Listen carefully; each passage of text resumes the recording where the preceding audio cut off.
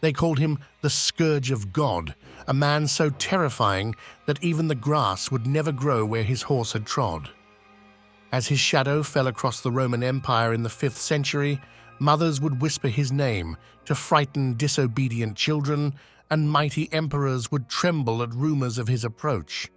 But who was Attila the Hun, this nomadic warrior who brought the mightiest empire on earth to its knees?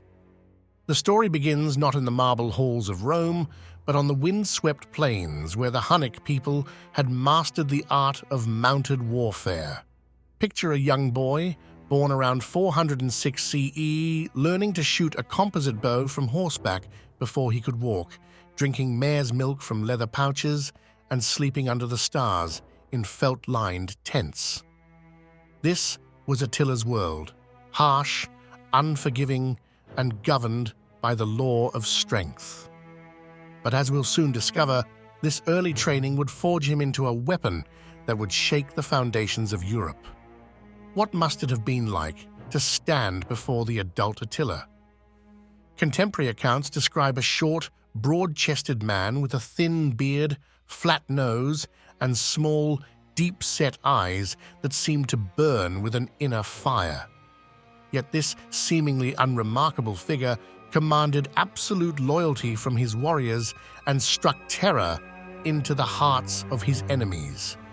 Later, we'll explore the fascinating psychological tactics he employed to maintain his iron grip on power. By the time Attila and his brother Bleda inherited joint leadership of the Hunnic Confederation in 434 CE, the Huns had already established themselves as a force to be reckoned with. But it was under Attila's leadership that they would transform from a loose collection of tribal raiders into an empire that stretched from the Rhine to the Caucasus. The price of this transformation would be paid in rivers of blood. Consider the fate of the city of Naissus, modern-day Nice, Serbia. When Attila's hordes descended upon it in 441 CE, they didn't simply capture the city, they obliterated it. His engineers used massive battering rams to breach the walls, while mounted archers picked off defenders with deadly accuracy. When the walls finally fell, what followed was a massacre so complete that the city would remain uninhabited for a century. But this was just a prelude to the horror that was to come. Perhaps you're wondering how one man could inspire such loyalty and terror. The answer lies in Attila's unique combination of brutality and cunning. There was no middle ground in Attila's world. The turning point came in 445 CE, when Attila murdered his brother Bleda, allegedly during a hunting trip. Was this a carefully planned assassination or a spontaneous act of violence? The truth is lost to history, but the result was clear. Attila now stood alone at the head of the most powerful military force in Europe. As we'll see later, this act of fratricide would set the stage for his most ambitious campaigns. What followed was a reign of terror that would earn Attila his fearsome reputation. His armies moved with unprecedented speed and coordination, striking deep into Roman territory. Cities fell like dominoes: Margus, Viminacium, Singidunum. But it wasn't just military might that made Attila dangerous. He was also a master of psychological warfare. Before attacking a region, he would spread terrifying rumors about his army's size and ferocity.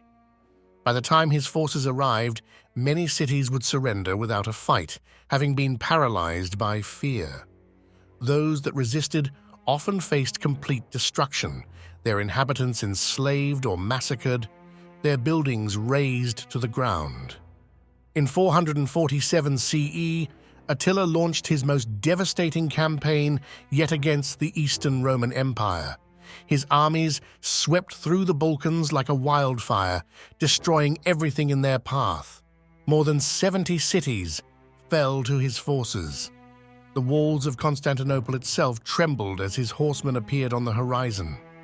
Only the city's massive fortifications and a timely plague outbreak saved it from capture. The level of destruction was unprecedented.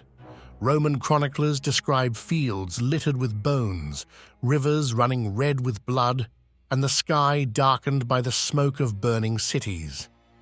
Yet for Attila, this was more than mere violence.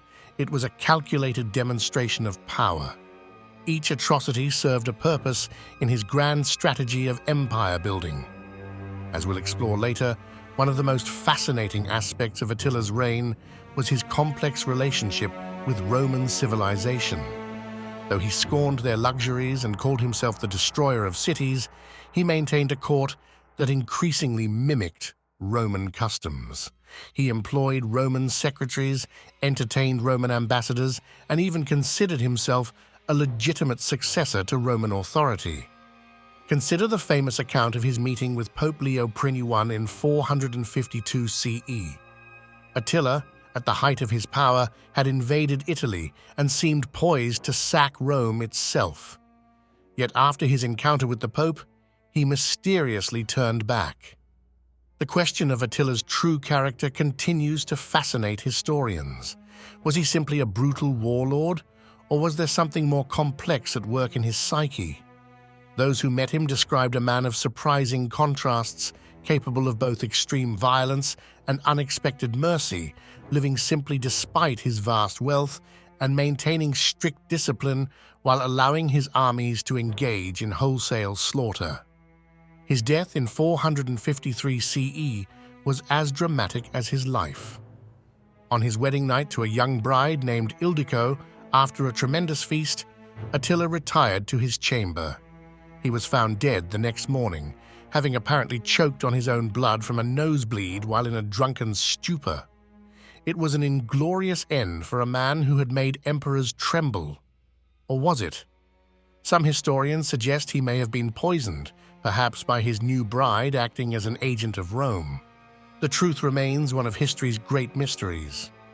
The aftermath of his death was as violent as his reign. His sons fought among themselves for control of his empire, and within a few years, the mighty Hunnic Confederation had shattered into competing fragments. Yet Attila's impact on history would far outlast his empire.